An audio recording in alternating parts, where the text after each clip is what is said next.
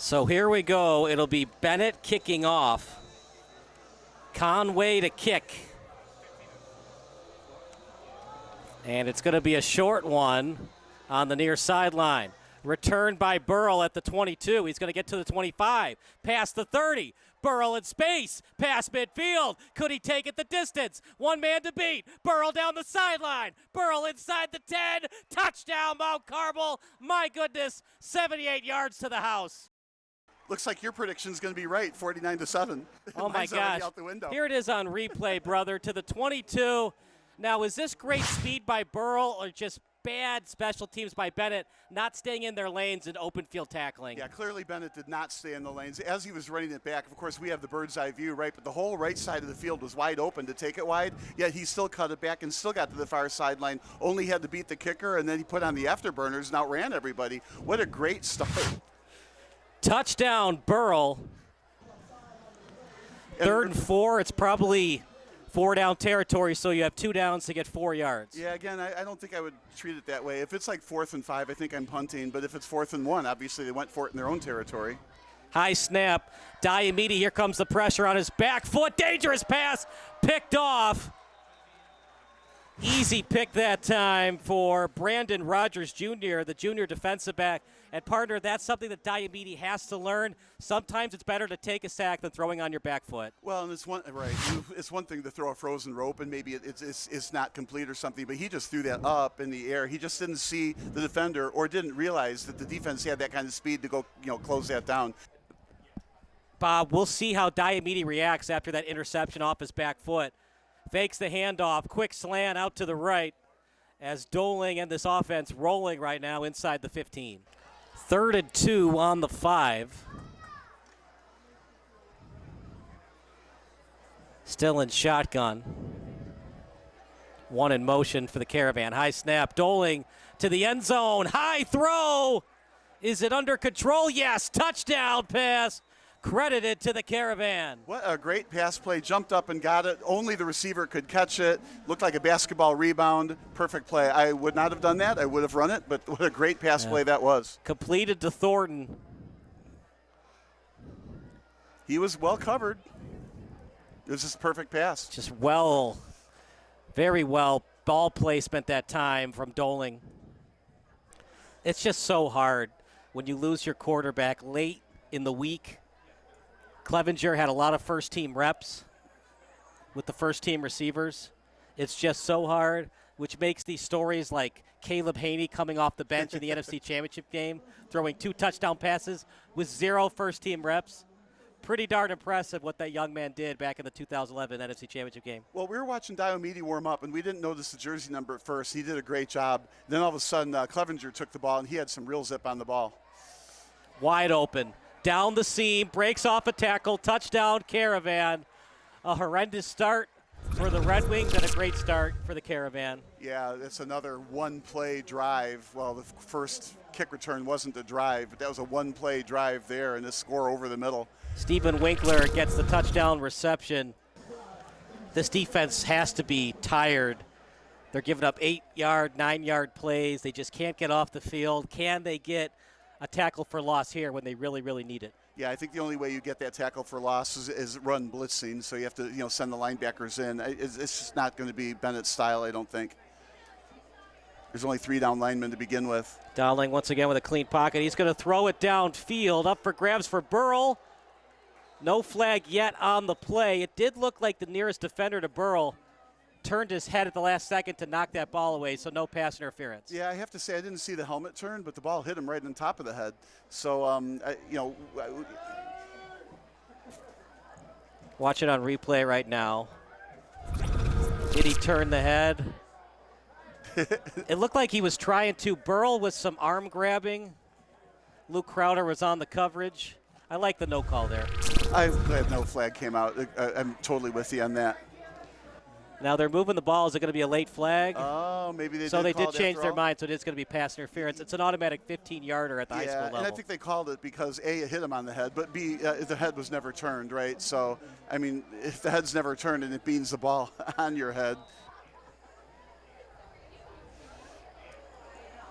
One in motion for the Caravan. High snap. Fakes the jet sweep. Doling with it inside the 10, inside the 5. What can't this guy do?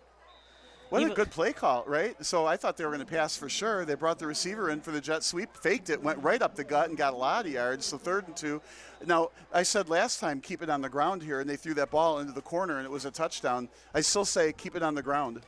That's the end of the first quarter. We'll go to an Andy Dietrich field report after this break. You're watching the Caravan against the Red Wings here on SBS. What were they saying on the sideline after Burrell had that 78-yard return to the house? It almost seemed business as usual. They know what he can do, what all the athletes on this team can do, and they're expecting him to make even more plays. All right, thank you so much. 3rd and 1. They can get a first down before they have to score. Dowling with time in the pocket now. He'll roll to the left, to the end zone, up in the air. Touchdown pass. My goodness, is this team good. 27-0 Caravan. Business as usual, right? Business as usual. So on that play at the other end, they threw to the right end zone high over the defender. On this 3rd and 2, from this end of the zone, they threw it to the left side high into the corner over the defender. So they've got that pass high over the defender into the quarter down. So early in the second quarter, we have a 28-0 lead. I've never been a fan of, the receiver gets open up the middle, right? Stops, turns, faces the quarterback, and even if he catches it, there's never any yards after the catch.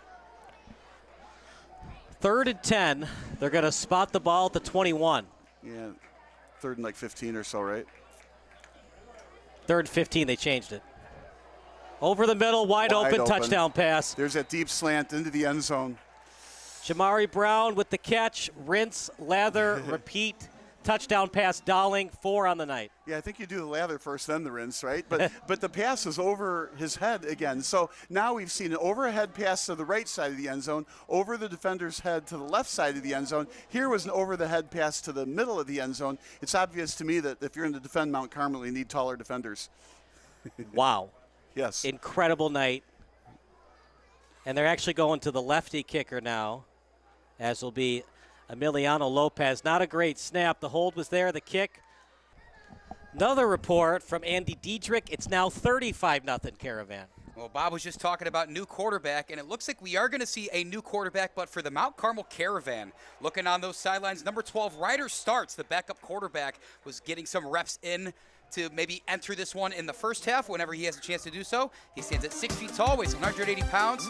Junior looks to make his mark in this one. Was he throwing on the sideline or was he throwing into the net? What was he exactly doing on the sideline? He was getting reps in. He was tossing back and forth with another backup wide receiver, I believe. It's certain, though, that Starks is going to enter this game at some point. All right, thank you so much, Andy. It was a fumble recovered by Roman Iguabike.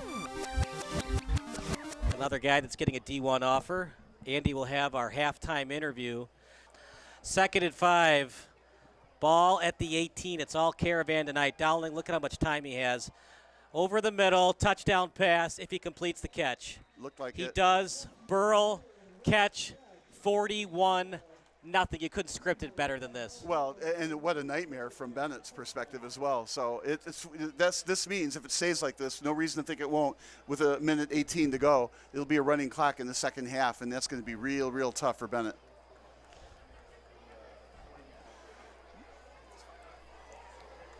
Something to build on for the second half. They just need 6 touchdowns and 6 onside kicks, and they're back in it. Terrible snap. Diomede rolling with the punches, rolling to the right. Diomede downfield, picked off. Down the sideline. Diomede to beat. Oh, clipping. No call. It's a pick 6, no flags yet. Touchdown, Caravan. Wow. An ill-advised pass downfield. What a play.